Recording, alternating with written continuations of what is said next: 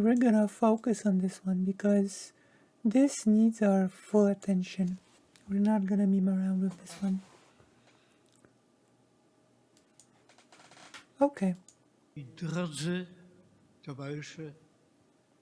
My dear comrades of the horrors in the camp, Can you understand the accent of the person that speaks in English? We'll see if there is actually subtitles. No, not available.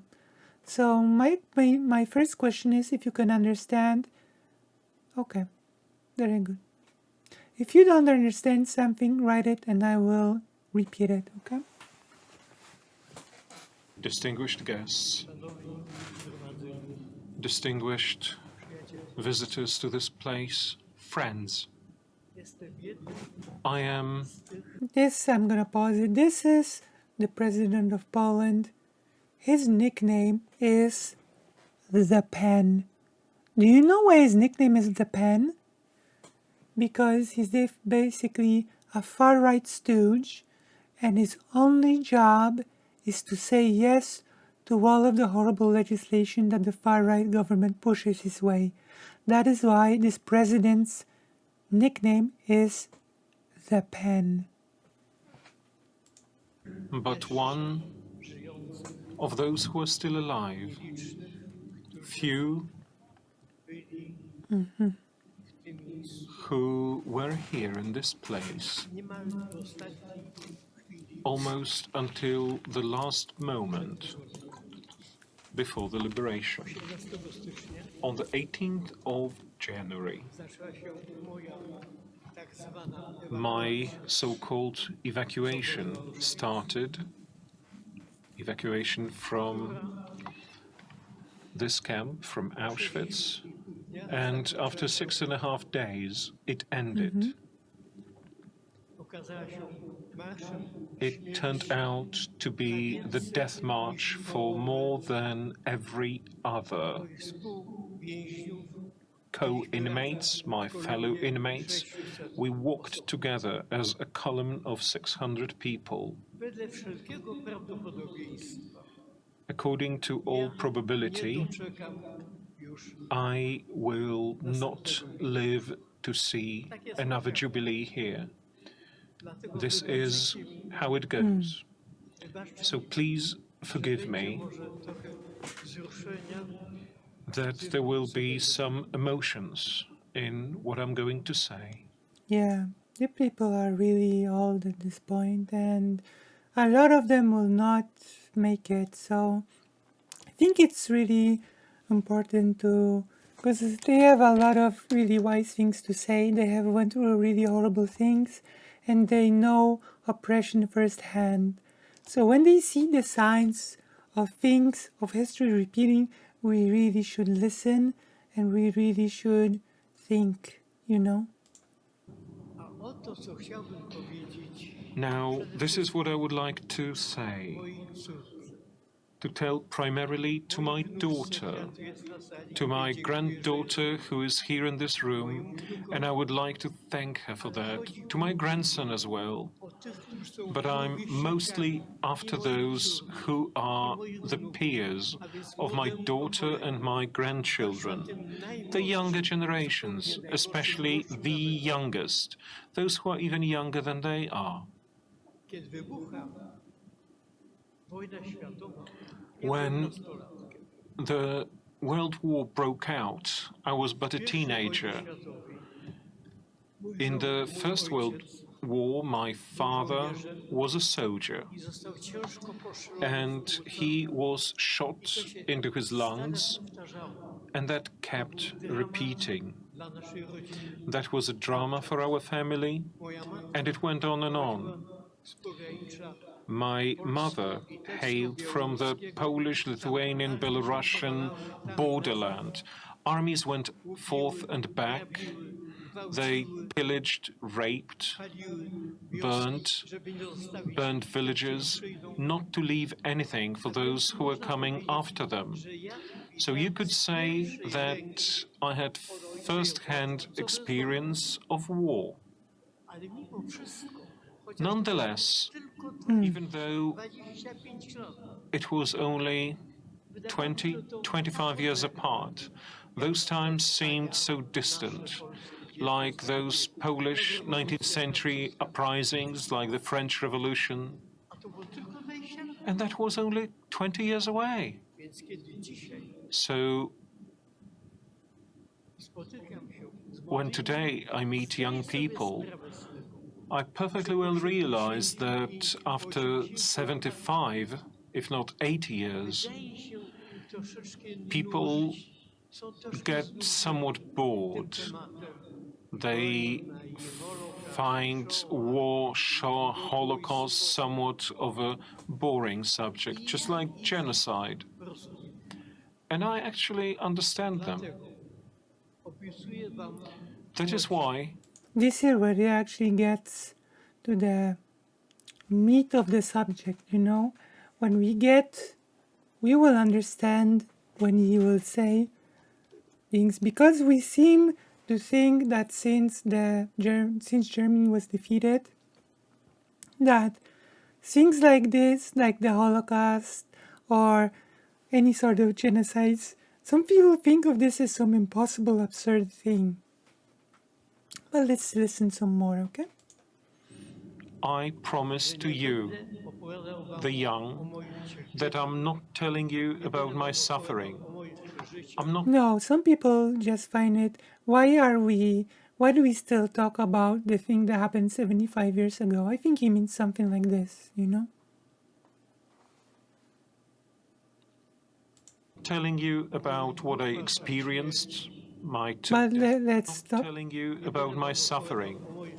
I'm not telling you about what I experienced, my 2 death marches, how I finished the war weighing 32 kilo, really on the verge of life,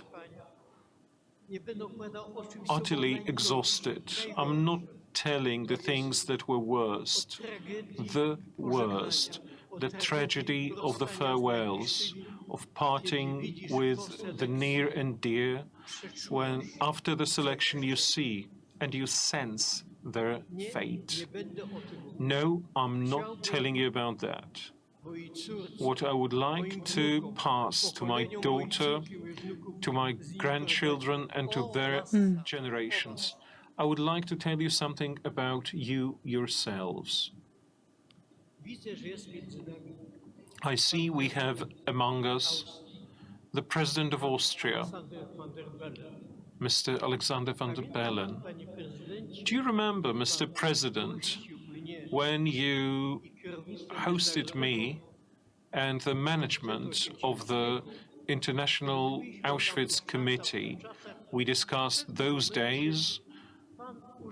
You used such a phrase, Auschwitz ist nicht vom Himmel gefallen. Auschwitz did not fall down from the skies. You could say, that's an obvious thing. Absolutely obvious. It did not. This may even seem a hackneyed phrase, quite commonplace perhaps, yet this is a profound shortcut in our thinking, and it helps to understand certain things. Let's use our imagination and our thoughts to get to the early 1930s. Now this is the part when he sets up, sort of paints the picture of how the past relates to the now, and how it relates to how minorities are treated. To Berlin. We find ourselves in the center of Berlin. Bayerische Viertel, the Bavarian district, is the name of the district. It's just 3 stops away from the Tiergarten, the zoo, There is a station of the metro there. There is Baryshev Park. And one day, in those early 1930s,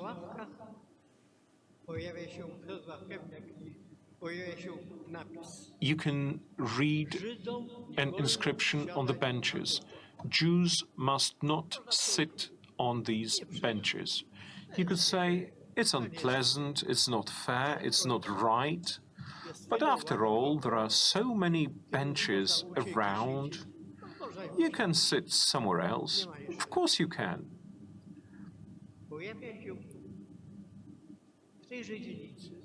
In that district, and that was a district that was inhabited by intellectuals, by the intelligentsia, German, of Jewish origin. Albert Einstein used to live there. Nelly Sachs, the Nobel Prize winner, a politician and industrialist, Walter Rathenau, who was Minister of Foreign Affairs. There was a swimming pool, and over its door an inscription read, Jews are forbidden to enter. You could say, well, pleasant this is not, but there are so many places in Berlin where you can take a bath or swim, so many lakes, canals, it's nearly like Venice. See? At the Step same by time, step. you can read somewhere else, Jews must not belong to German singing associations. So what? All right. They want to sing, they want to make music. Let them just meet somewhere else. They will do their singing. All right. What comes up? So see, this describes how things like this crawl. One by one, slowly, rights are being taken away. Jewish people cannot sit on these benches. Jewish people cannot attend these places. Jewish people cannot associate in these places, for example, for singing. Doesn't this sort of remind us of something? Doesn't this seem familiar? Oh, this group should not do this. This group should not do that. This group should be excluded from this, and then from that. Oh wait, Group X will not have entry to this bathroom, for example. Later is an order, really, more of an order than of an inscription. Non-Aryan children must not play with Aryan children, with the German children. All right, they'll play on their own. And then you read,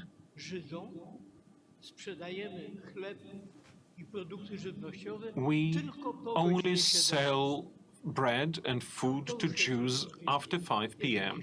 Right? Less choice. This makes your life harder. But after all, after 5 p.m. you can still do your shopping. Now, I warn you, I'm getting used to a thought. That thought that someone may be excluded becomes mediated into our lives. The thought that somebody can be stigmatized. See, this is about normalization of harm. Basically, it's saying that if we do not react, if we just ignore small harms being compiled, then the idea that some groups might just be discriminated against, harmed, trampled, becomes the norm that the broader society accepts. And the Polish president, as you can see, is not very happy with the message. That someone may be alienated.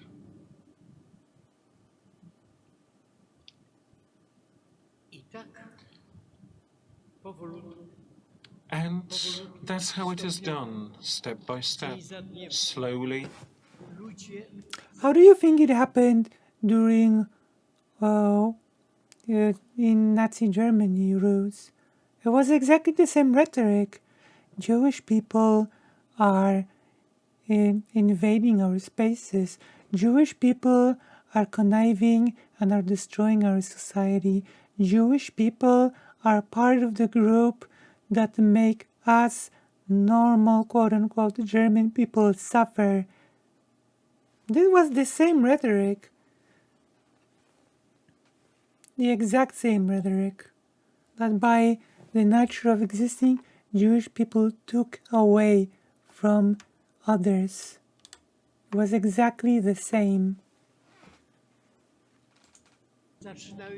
People begin to see that this is something normal. Both victims and the perpetrators, the witnesses, those whom we in English call bystanders, those who see it become familiar and they become acquainted with that thought, familiar with the idea that the minority that produced Einstein, Nelly Sachs, Henry Heine, Mendelssohn's, and many Nobelists, that it is different, that it can be pushed beyond the margin of the society, that they are different people, that they are alien people, that they are the people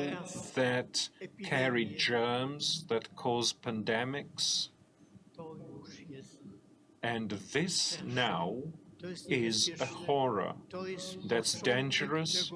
This is where what may happen soon takes its origin. Do you see?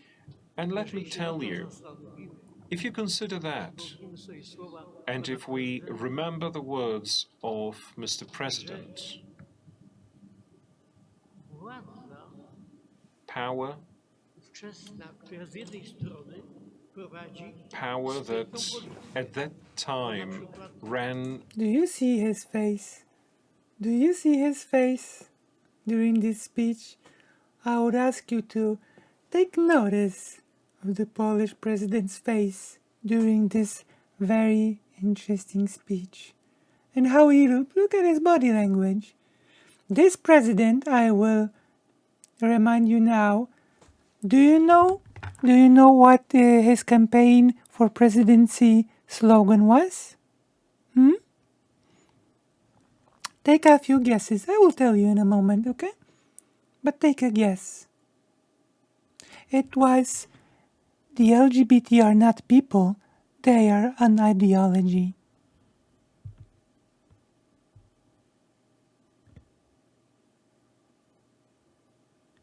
Okay?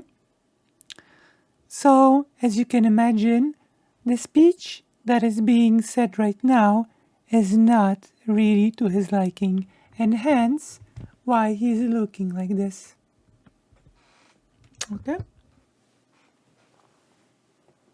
Because this is a speech that is directed, this is like directly against people like this. Sly policy. For example, they met all the claims of workers. The 1st of May was never celebrated. All right, they gave you a day that was free from work. They introduced Kraft durch Heute, so a special holiday for workers. They could also fight unemployment. They knew how to play on the dignity of a nation. Germans move up from the shame of Treaty of Versailles. Have your pride back. And that government also saw that people were slowly engulfed by this lack of sensitivity. They ceased to react to evil. And that was the moment when that government could speed up the process of evil. What came later was something that developed immediately. Jews could not get jobs, they could not emigrate, and then quickly Jews would be sent to ghettos, to Kaunas, to Riga, to my ghetto, the Litzmannstadt, the Łódź ghetto. The Warsaw Most Ghetto. people from there were later sent to Kulmhof, Chełmno on the Ner, where they were murdered in lorries with exhaust gases, and the rest will make their way to Auschwitz, where in a very modern way and manner they were murdered with Zyklon B in all those modern gas chambers.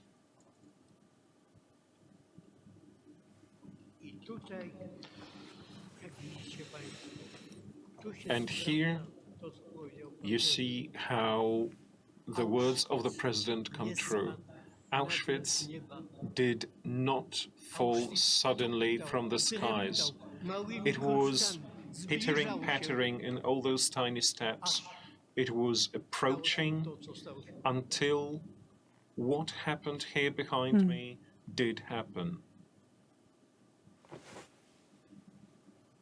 So see, it's like a gradual process.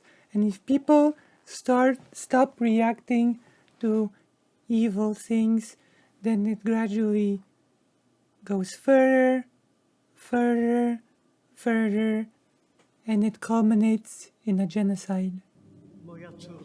Maybe. My daughter, my granddaughter,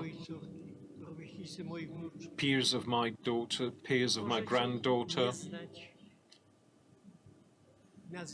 you do not have to know the name of Primo Levi. Primo Levi was one of the most famous inmates of this camp. Primo Levi once used that phrase, "This happened," which means that it may happen again, which means that it may happen anywhere in this world. See, these are really important words from the famous inmate of the camp. It happened, so it can happen again, and it can happen anywhere in the world. There is no such thing like it cannot happen here. There is no such thing. And people do lie to themselves, do seem to believe, oh no, this could never happen in here. If you think it could happen in here, you're delusional. No. It could. It very well could.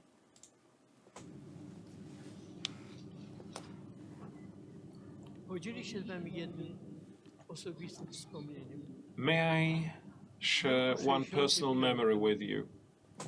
In 1965, I went for a scholarship to the US, to America. And that was the... Thank you very much for the ray, Doharumba. Thank you very, very much. We're watching I hope you had an amazing stream. I hope you can post your socials in the chat.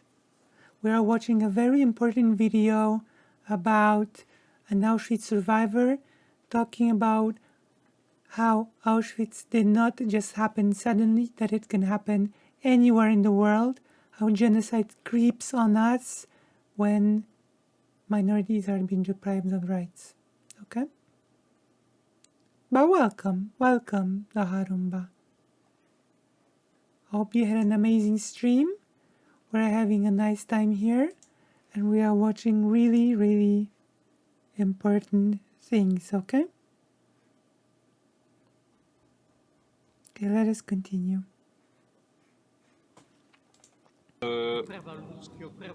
Peak, the acme of that battle for human rights, for civil rights, for the Afro-Americans.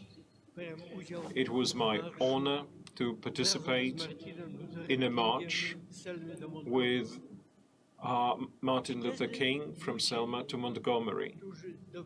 And then people who learned that I had been an inmate of Auschwitz would ask me, how do you think? It must have been only in Germany, or do you think it could happen somewhere else? And then I told them, it can also happen in your country, in this land, when the civil rights are broken, when people do not obey the laws of minorities. When you do. See? This has been cut short. This is actually a lot longer. But basically, we got the main point across.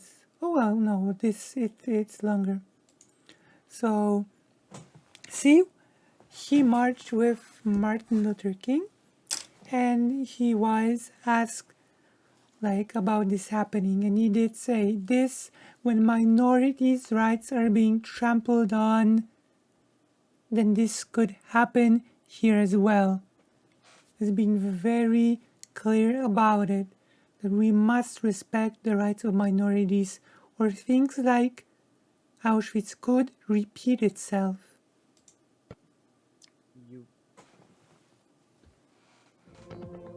You know? Co zrobić? Jedyne wyjście to wy sami, mówię im. There's only one way out, only you. If you are capable of defending your constitution, defending your laws and your rights, your democratic order, which is based on the protection of minority rights. See, the constitution, our democracies are based on our ability to protect minority rights. Because have you noticed? Whenever democracy erodes, minority rights erode right with it. So this is very extremely important what this person is saying. It is up to us to defend democracy, and it's up to us to fight for minority rights first and foremost. It's very important.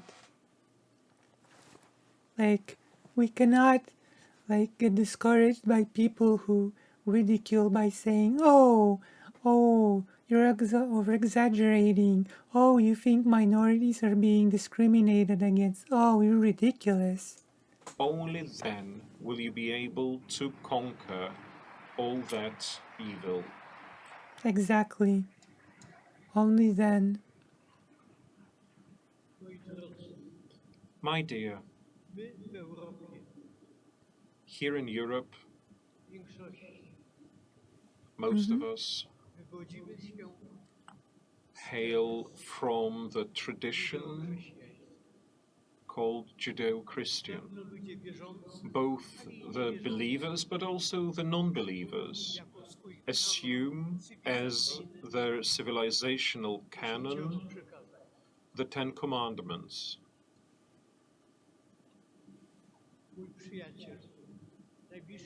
My friend, my closest friend, the president of the International Auschwitz Committee, Roman Kent, who spoke here 5 years ago during the previous Jubilee. He couldn't arrive today, he couldn't fly in today.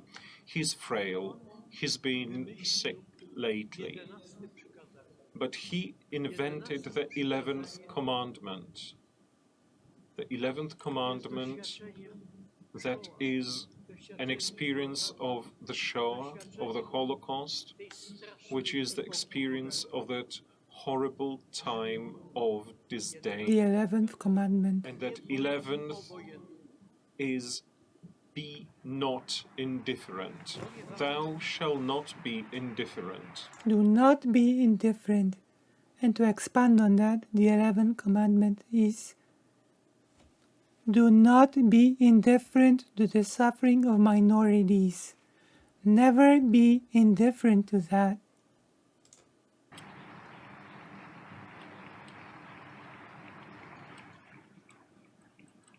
Do not be indifferent to suffering. And this is what I would like to tell you. my daughter, my grandchildren. I'd like to tell it to the peers of my daughter, my grandchildren, wherever they live, be it Poland, be it Israel, be it America, be it Western Europe, the Eastern Europe. Yes, precisely, the Eastern Europe. It is very important here.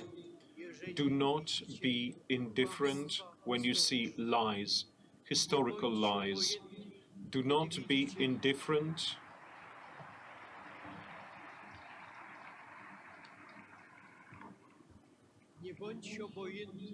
Do not be indifferent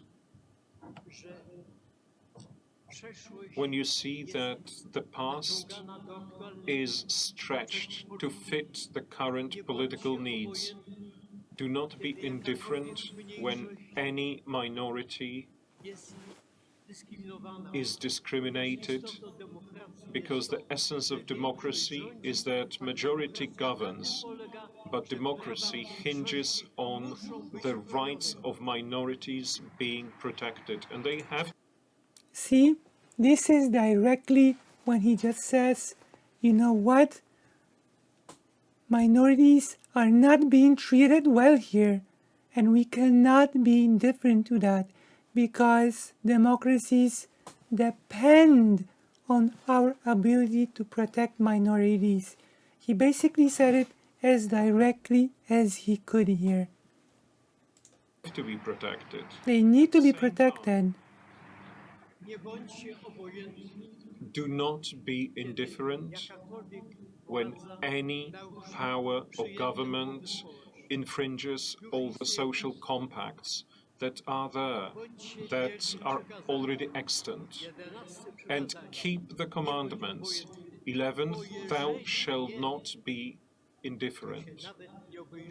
Because if you are, you won't even notice when your heirs will suddenly see an Auschwitz falling down, dropping down from the skies straight on them. See, you won't even notice when the minorities will start being genocided. If you are indifferent to their suffering, if you are indifferent to their rights being trampled over.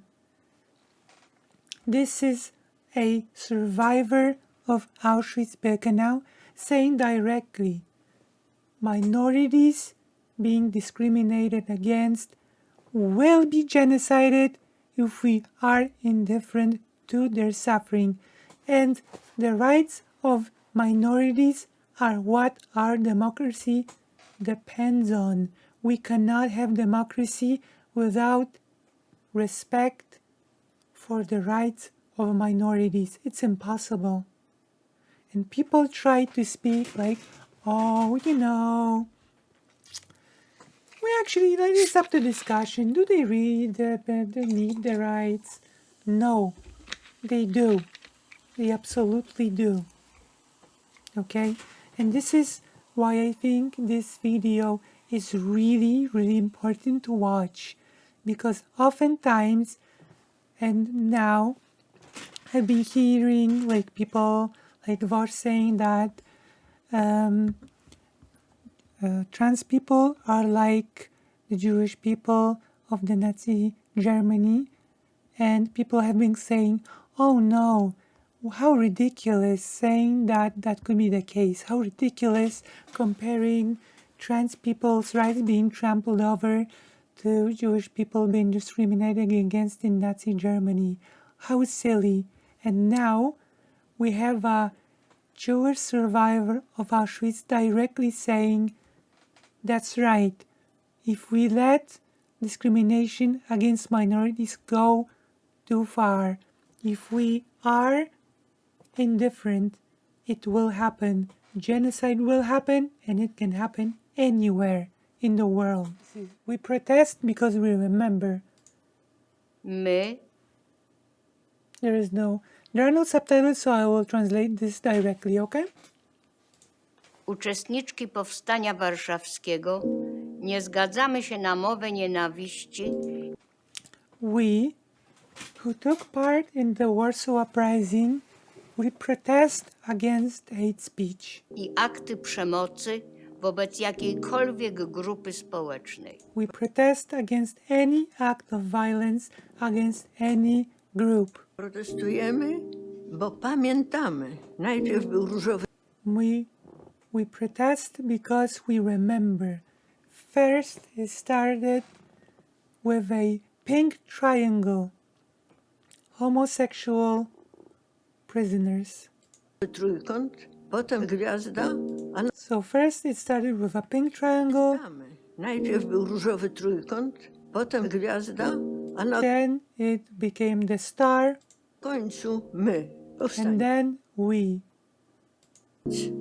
Tamten faszyzm pochłonął miliony istnień. A The fascism of the past has consumed millions of people. teraz, gdy się mówi, że osoby LGBT to nie ludzie, otwiera And now, the government says that LGBT are not people. się równie przerażającą And this is equally terrifying. perspektywę wykluczenia. W czasie This is an equally terrifying perspective of exclusion. powstania walczyliśmy o szacunek i godność dla wszystkich ludzi. When we fought in the uprising, we fought for the future and dignity of everyone. Dla wszystkich. For everyone. Nie bądź obojętny. Do not be indifferent. See, these people repeat the same phrase. Do not be indifferent. Fight fascism.